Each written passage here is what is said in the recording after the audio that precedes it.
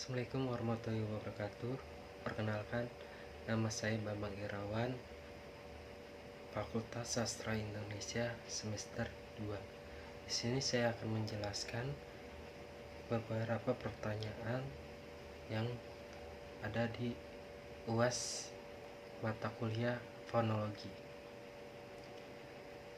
Yang pertama,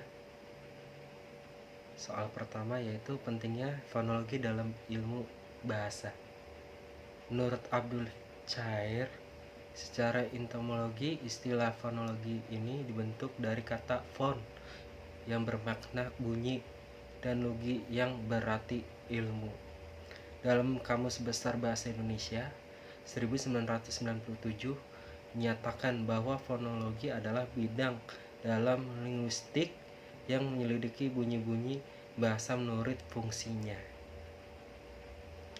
Dan selanjutnya, soal kedua, manfaat belajar fonologi secara teoritas ataupun secara praktis. Saya jelaskan yang pertama secara teoritis. Pada pertemuan 1, fonologi dibedakan atas fonetik dan fonemik. Fonologi dalam arti sempit. Perbedaan ini tentu saja menjadikan tujuan kajiannya berbeda pula. Dalam hal ini John Clark dan Johnny Yallop membedakan ada ahli fonetik dan ahli fonemik yang akan membedakan tugas dan tujuan dari masing-masing kajiannya.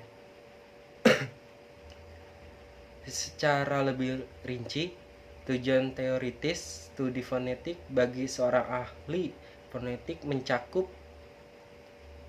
yang pertama, mendeskripsi bagian fungsi organ tubuh sebagai alat bicara, penghasil bunyi-bunyi bahasa. Yang kedua, mendeskripsi bagian proses terjadinya bunyi bahasa. Yang ketiga, mengklarifikasikan bunyi-bunyi bahasa berdasarkan kriteritisnya. Yang keempat, mendeskripsikan runtunan bunyi dalam satuan-satuan bunyi tertentu. Satuan bunyi adalah silabis, pelambang bunyi-bunyi dalam tulisan fonetis. Bagian seorang ahli fonemik, tujuan teoritis kajian adalah menemukan dan memformulasikan hukum-hukum bunyi bahasa tertentu. Secara lebih rinci, tujuan teoritis studi fonemik bagi seorang ahli fonemik mencakup yang pertama, menentukan objek kajian bunyi, membedakan makna yaitu fonem.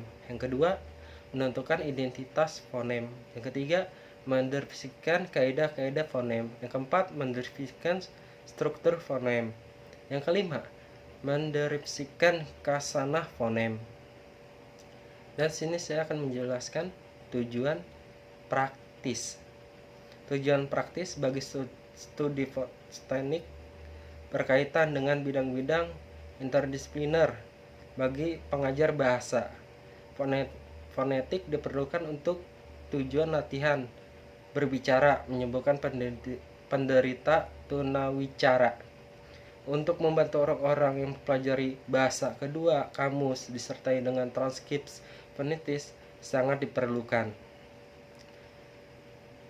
Bagi seorang ahli fonemik, tujuan-tujuan praktis studi fonologi ini terbuka kesempatan yang seluas-luasnya. Tujuan praktis yang lain dari kajian fonologis ini adalah untuk mengajar bahasa dalam kaitannya dengan pembelajaran menulis, terutama dalam tata tulis. Pengetahuan dan penguasaan kaidah-kaidah ejaan sangat diperlukan. Yang ketiga, yaitu soalnya yang berisi istilah-istilah yang paling sulit diingat fonologi serta ungkapan dengan alasannya. Ada beberapa istilah lain yang berkaitan dengan fonologi, antara lain 1. Fona, 2. Fonem, 3 lokal, dan yang terakhir konsonan. Fona adalah bunyi ujaran bersifat netral atau masih belum terbukti membedakan arti, sedangkan fonem adalah satuan bunyi ujar terkecil yang membedakan arti. Variasi fonem karena pengaruh lingkungan yang dimasuki disebut alofon. Gambar atau lambang fonem dinamakan huruf. Huruf variasi ini terdiri dari vokal, konsonan, diftong atau disebut vokal rangkap, dan kluster atau yang disebut konsonan rangkap. Yang saya jelaskan, yang pertama vokal. Vokal adalah fonem yang dihasilkan dengan penggerakan udara keluar tanpa rintangan. Konsonan adalah fonem yang dihasilkan dengan penggerakan udara keluar dengan rintangan, yaitu huruf-huruf tidak dapat terdiri tunggal, membutuhkan perbedaan huruf vokal untuk menghasilkan bunyi. Huruf konsonan tersebut terdiri atas B, C, D, F, G, H, J, K, L, M, N, P, Q, R, S, T, V, W, X, Y, dan yang terakhir Z. Huruf konsonan sering pula disebut sebagai huruf mati. Soal yang keempat, hal-hal penting apa saja yang perlu dipahami dalam fonologi?